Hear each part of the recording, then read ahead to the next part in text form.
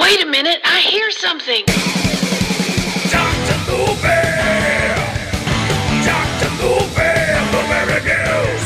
Dr. Movie! Dr. Movie! Yeah!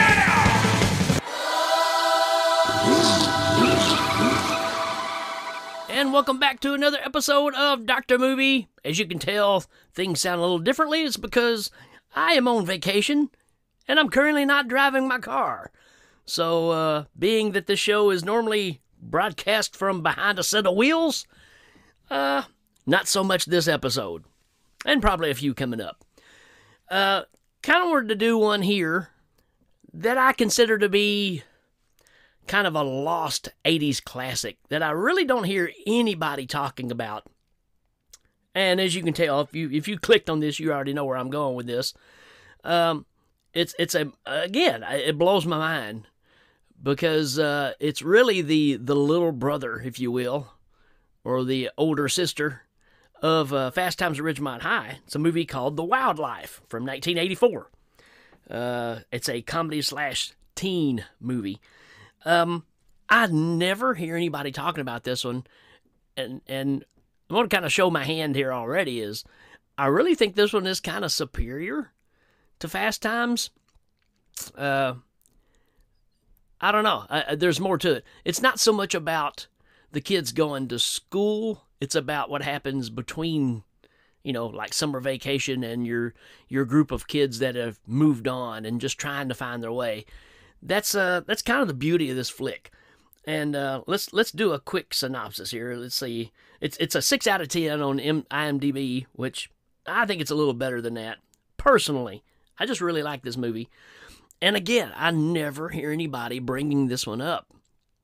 And so let's do a synopsis. It's very, very basic. This is way more than what this is. A high school wrestler parties with his buddy at a swinging singles apartment complex. Really? That's what we're getting out of this? That's maybe a tenth of what happens in this movie, right? Again, you got to think about Fast Times at Ridgemont High. Speaking of that, let's talk about this cast. This is why this movie is impressive, because we think of Fast Times being kind of chock full of, now legendary names or popular actors and actresses. Man, this one is just mind-blowing, right? So let's get this going. We got Ian Mitchell Smith, right, from Weird Science, right? Plays a great character in this movie. You kind of follow him around. The story kind of revolves around him walking around. And he is heavily influenced. This is, again, it's supposed to be 1984, and he is heavily influenced by the 60s, the Vietnam era, right? He's listening to all the music from that. When it starts off, he breaks into the school, which is shut down because it's not time for school to start yet. And he's carrying a jam box blasting Born to Be Wild. And he wears like camo pants, sitting in the hallway, smoking a cigarette. And then he gets run out by a security guard that's there overnight. And when he walks out, he takes a pipe bomb and places it in the hand of the school mascot statue out front, and it blows the head and the hand off. And that kind of sets the whole motion for the rest of this. We've got Jenny Wright in here playing a character, Eileen. Jenny Wright's the Near Dark, right? I mean, that's who I think of when I think of her movies. I think about her in Near Dark. Very attractive lady. She's in I, Madman, Young Guns 2, Lawnmower Man, World According to Garp. I mean, again, this cast is just mind-boggling. Chris Penn, who's really the star of this movie, is hardly recognizable. He looks like Alex Winter from Bill and Ted in this. He's really skinny, blonde hair. So you got Sean Penn in the first one, Chris Penn in the second one. He's playing Tom Drake, who's basically a school wrestler who has made his way all the way through the finals and all this stuff, and everybody knows him, but he don't have the best of reputations as far as just being a human being. Leah Thompson, again, what have you got to say, right? I mean, and these are these are not brand new roles for these people either. This is kind of in the height of everything. So what's interesting about Leah Thompson being in this is her ex-boyfriend in this movie is Eric Stoltz, which, if you know your history about Back to the Future, that was gonna be our main characters. Eric Stoltz was gonna be the part that Michael J. Fox ends up playing. If you've seen any of the footage, I mean, they actually shot footage with Eric Stoltz playing the part.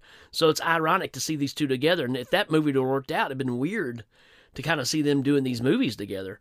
But yeah, Eric Stoltz. Hello. I mean, Nancy Wilson from Heart has a part in this, which, she popped up in a lot of these movies back in this time frame. Valley Girl, but stuff like that. The list goes on and on, y'all. I mean, it's Rick Moranis. I mean, how is this movie not talked about, right? It just goes on and on. People, Sherilyn Fenn, very young Sherilyn Fenn, Ben Stein, Kevin Peter Hall. I mean, y'all knew who Kevin Peter Hall is, right? He pretty much played the creature in every horror movie that we like that's tall, right? Predator, the Harry and the Hendersons. I mean, Without Warning, one of my personal favorites. So not known for his on-screen appearance as far as a person, as far as his acting, but always played a creature. Ron Wood from the Rolling Stones. I said Ben Stein, I believe. Folks, I'm telling you, Angel Salazar in a ton of stuff. I mean, it's mind-boggling to look at this cast. Ted White, right? For all you horror fans out there. One of the best-known horror figures of all time. Ted White's played it, right? One of the best stuntmen. So he's in this as well. I mean, it's just absolutely mind-blowing. And there's still a bunch more, folks, that's in this movie. And that's what blows my mind about it. The story, again, like I said, revolves around... Oh, I forgot... you got Randy Quaid in this too, right? And his influence in this movie is pretty interesting. He doesn't have a big part, but like I said, Ian Mitchell Smith's character is just captivated by everything Vietnam War. And the reason why is he's been hanging out with Randy Quaid, which I never recommend, just saying, who plays a character named Charlie, who lives out in the middle of nowhere. He's a recluse, and he stays to himself. And, our young character, which his name is Jim in the movie, is just thinks he's so cool because he's been there and he's lived it and he's had to defend for himself and kill people. And you can see that Randy Quaid's character has a lot of issues, right? You only see him really once in the movie. And Jim, the whole time, is telling his best friend about just how cool Charlie is, and he's been there and he's lived through it. And it's really give Jim, which is Ian Mitchell Smith's character, this boost of confidence that he goes around. He's not scared of anything. These big kids come up to him. He's carrying the jam box around, playing all these old 60s and 70s tunes. And people keep telling him, a guy at the bowling alley tells him to turn it off, and he doesn't, and threatens him and all this stuff. And he's not scared of them. And he's got this attitude. And it really turns around because he finds out that Charlie is really not what he seems to be, right? He sees the downside of it eventually, and it really makes Jim's character, or the character of Jim, really turn his thought process around. Chris Penn, like I said, he's in love with Eileen, which is Jenny Wright. Always hitting on her. She works at a department store, a clothing store, ran by Rick Moranis, who is Rick Moranis. I mean, what can you say? He's awesome. And Eileen, the girlfriend, really is having issues with Tom, which is Chris Penn, because, he doesn't take anything serious. He says it's casual. Whenever things are wrong, he says, it's casual. That's his way of saying, it's fine, no big deal, right? That became kind of a catchphrase there for a while. I remember people at school saying it because of this movie.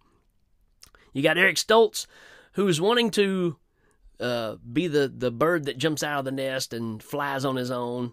So he decides to go and try to get his own apartment to live in, and he finds out that he really can't afford it by himself. He can't find anybody else, so he ends up with Tom Drake, Chris Penn moving in with him, which is a bad mistake, right?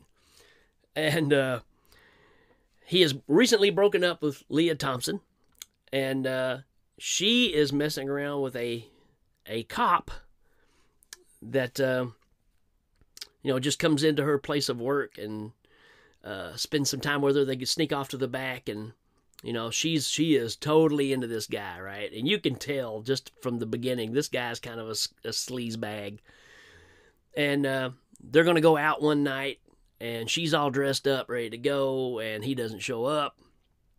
And she's kind of, heartbroken because she doesn't understand what the deal is here. She ends up building up the courage and going to his house and finds out that he's a married man with kids and all this stuff. So he's been lying the whole time.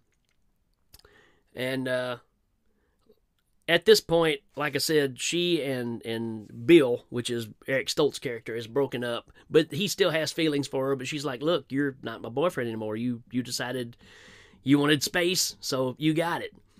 Well, he overhears some cops talking when he's eating lunch one day, and they're talking about this certain cop and how he's been kind of, messing with this girl. And he puts it all together who it is. And when he shows up, it's right at the point to where Leah Thompson's character is confronting this officer about his home life. And he storms out of there. Eric Stoltz pulls up and starts trying to defend her. Of course, he can't fight against this cop. He's a little bitty guy. But at the same time, this is how it all ties together. It's got that, like I said, Fast Times kind of feel about it. At the same time, Ian Mitchell Smith knows what's going on as well, because he's been seeing this throughout the movie, of this cop going in there and them going out and coming back and looking like their clothes are all messed up. And while the cop is in there talking to Leah earlier, he sneaks under the cop's car, and I don't know if he puts a pipe bomb under it or what, but he rigs it up to where when the cop leaves, it tears up the car and causes him to crash and tear up a bunch of stuff. So it's one of those things, right? You've got a great scene where Chris Penn's character, even though Jenny, when Eileen tells him that you're not serious enough for me, we don't need to be an item, he actually asked her to marry him, wants to be engaged, and she's like, no way, absolutely not. And he goes and tells all of his buddies, which he's got two musclehead guys that are both wrestlers too, that they always just slam their heads together. That's how they, instead of high fives, they just crack coconuts. And he tells all of them, hey, we're going out tonight because, it's going to be a stag party because I'm getting married. Which, it's not going to happen, but he uses his excuse to take his buddies to a strip club. And that whole scene is phenomenal. I mean, even, not that I'm saying that the nudity is the reason why, but there's another group of guys in there, which is where Ted White is. And they get real upset with the young guys that are in there because they're kind of hogging the show and having a good time, and the guys are just trying to be older, sleazy gentlemen. And it turns into a big fight, and it's pretty hilarious. This movie, like I said, it plays out a lot like Fast Times, where even though you're dealing with fun, crazy, radical stuff, you also have some serious moments where you're dealing with real life events, right? So, like I said, when Jim Conrad, the young guy, goes to visit Charlie, which is the Dennis Quaid character, Randy Quaid character, and he sees him go to the bathroom, and he's getting ready to shoot himself up, so he's a heroin addict. And it kind of makes him realize, wow, And so, again, you're dealing with some pretty heavy things from the standpoint of, the condition that these people came back from war in is devastating. And they were just doing what they were told, and they came back and were treated so crudely, doesn't help things, right? So, just an interesting take on all this stuff. It all ends up with Chris Penn's character making the bad decision of just having a big party at the apartment, and it just gets crazy, people. It's think of the party in Bachelor Party. I don't know if you've seen that one or not. That one will definitely be brought up on here too, which is one of my favorites. But times that by 10. And there's so many people that they're hanging out in the hallways of this apartment building because there's nowhere else to go. And they run out of room. Some girls say, hey, look, there's not enough room here to dance. So the three knucklehead guys, Chris Penn's character and his two wrestling buddies, decide to start just ramming the wall that goes to the next apartment until they bust it down. And then the party just fills over into that room as well. That's the kind of craziness you're dealing with here. For it to be a teen movie, there's still quite a bit of serious stuff going on here. I forgot to mention that Ian Mitchell-Smith's character and Eric Stoltz are brothers.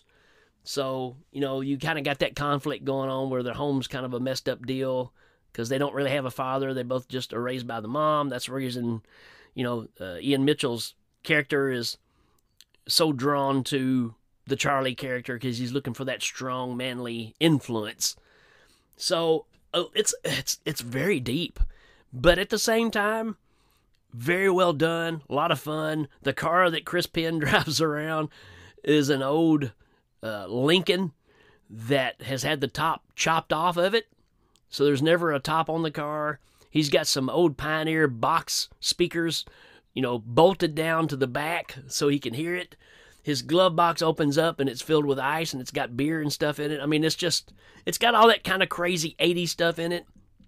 But then there's some really deep subjects in here as well. So, again, I just don't understand why this one is so overlooked because it is a very solid flick. And I think the same writer was involved with both movies as well, this and Fast Times.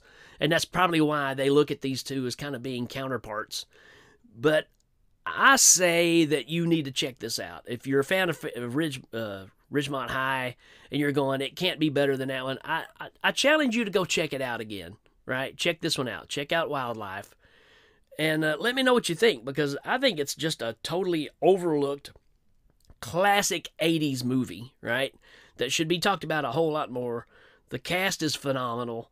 The story moves at the speed of light. It doesn't get boring. It's very well done. I'm going to give this a 4 out of 5. And highly recommend you should check it out. And let me know if you're a fan of this movie. Give me some feedback, because I don't know anybody that really knows this movie or talks about it. And I'm sure there's a lot that have seen it and they just kind of forgot about it. And again, that's why I wanted to bring it up. It's just kind of a lost movie, and it needs to be brought back out and talked about. So this is the first attempt. Hopefully this will encourage other people to do the same. But highly encourage you to go check it out. All right, folks, that's it for this one. We will check you on the flip side. Dr. Lupe!